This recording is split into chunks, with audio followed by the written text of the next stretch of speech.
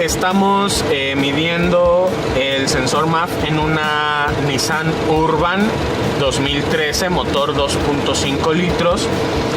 Aprovechamos porque precisamente el sensor MAF que habíamos medido en el Scala es el mismo que utiliza la Urban y los Sentra de 2000 a 2006. Entonces aquí podemos ejemplificar de mejor manera la parte de los gramos sobre segundo. Aquí estamos midiendo la señal de salida .950 milivolts y ahora vean la línea de datos del escáner.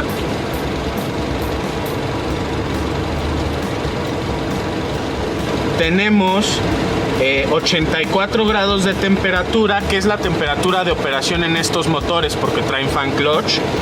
Tenemos el término corto bien, las revoluciones por minuto en 700, que es a lo que debe de trabajar esta camioneta.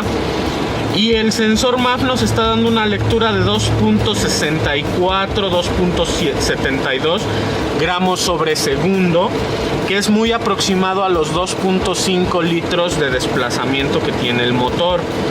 Entonces aquí, a pesar de que no trabaja tan caliente y que sus revoluciones son un poquito más altas, se puede notar cuál es el parámetro esperado en marcha mínima de un sensor MAF.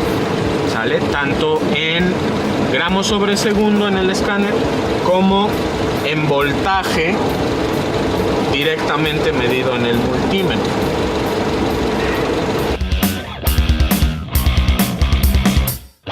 Vamos a diagnosticar el sensor MAF en un Chevrolet Malibu modelo 1999 con motor V6 3.1 litros. Vamos a corroborar también la parte de los gramos sobre segundo, pero estos sensores, probablemente la mayoría de ustedes ya lo saben, tienen una particularidad. Entregan una señal de salida que no se mide en volts, sino en hertz, o sea, una señal de frecuencia. Si se fijan, el arnés de la computadora es más sencillo, solamente tiene 3 pines. No tiene sensor de temperatura de carga de aire, el de carga de aire lo tenemos por separado.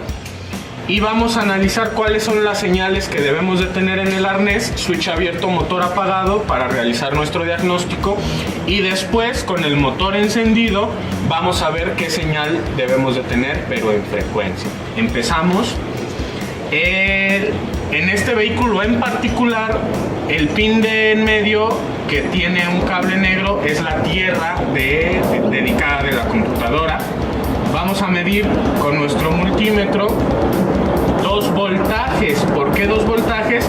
Porque como tenemos una señal de frecuencia, vamos a tener una alimentación de 12 volts, que son los 12 volts de la batería, y una señal de voltaje de referencia de 5 volts. Esta señal es la que va a switchear el dispositivo de generador de frecuencia, el dispositivo generador de pulsos.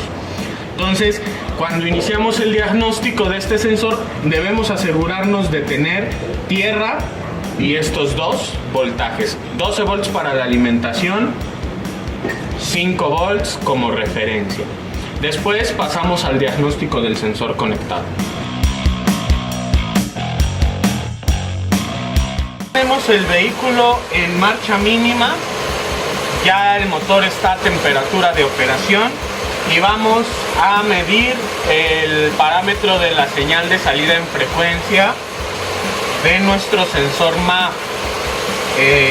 Lo vamos a medir tanto en el multímetro, obviamente tiene que tener la función para medir hertz, como en el osciloscopio para que lo podamos ver de manera más gráfica, como en el escáner para la parte de los gramos sobre segundo. Entonces empezamos. Aquí sí podemos agarrar la tierra dedicada de computadora.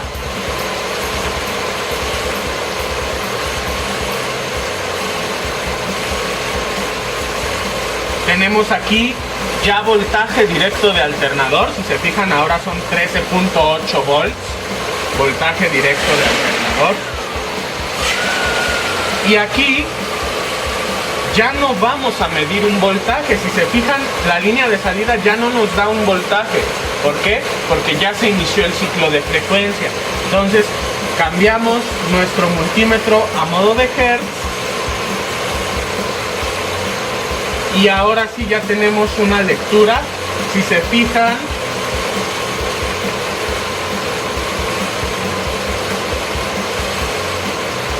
.980 kilohertz, y vean cómo varía conforme aumentan las revoluciones del motor.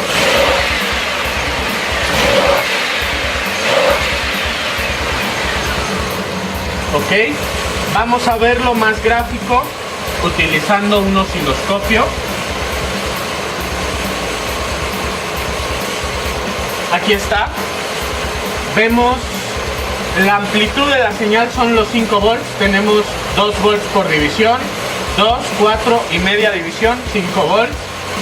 La señal de frecuencia es la misma que la que tenemos en el multímetro, 1.990-980 kilohertz. Aquí les puse la señal pico a pico para que vean la amplitud completa de la señal, casi 5 volts. Y nuevamente, aquí se ve cómo al acelerar aumenta la frecuencia de la señal.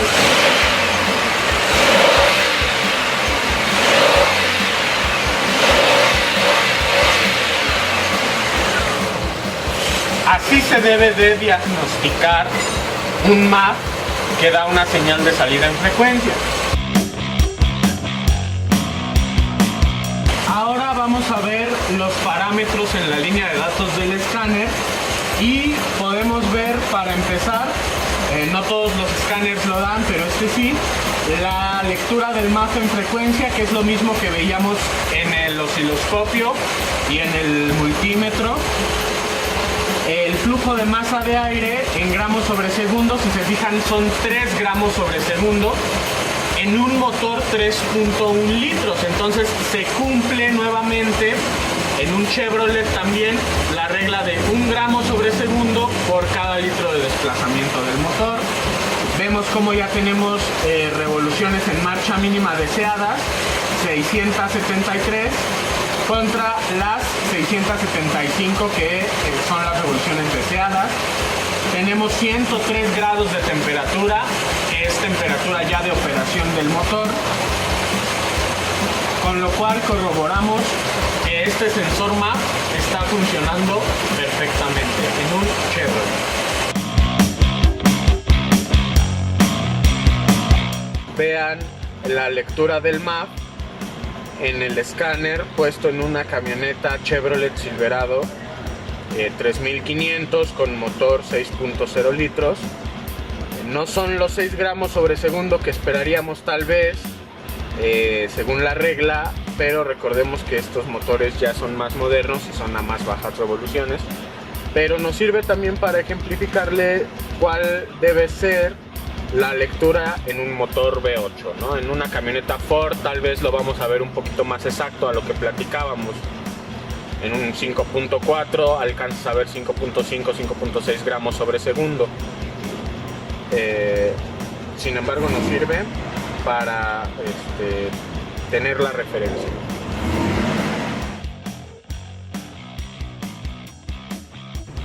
Finalmente, algunos tips de instalación y mantenimiento.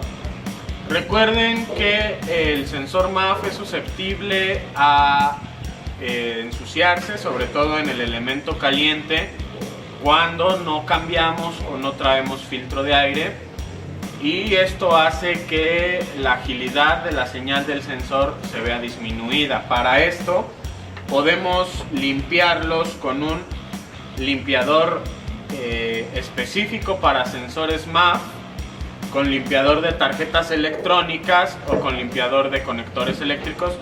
La condición es que sea dieléctrico para no dañar los componentes internos, sobre todo la resistencia de platino. No usen limpiador de carburadores porque les hace mucho daño. Y al momento de instalarlo, asegúrense de que no quede ninguna falsa entrada de aire. Muy bien amigos, esto ha sido todo por hoy en cuanto a diagnóstico de sensor MAF. Recuerden que si tienen cualquier otra duda o comentario, se pueden poner en contacto con nosotros a través de nuestra página de Facebook o de nuestro canal de YouTube. En ambos nos encuentran como Tomco Fuel Injection. Y si tienen una duda más específica, no duden en llamarnos a nuestra línea de soporte técnico 01800 801 5042. Muchas gracias.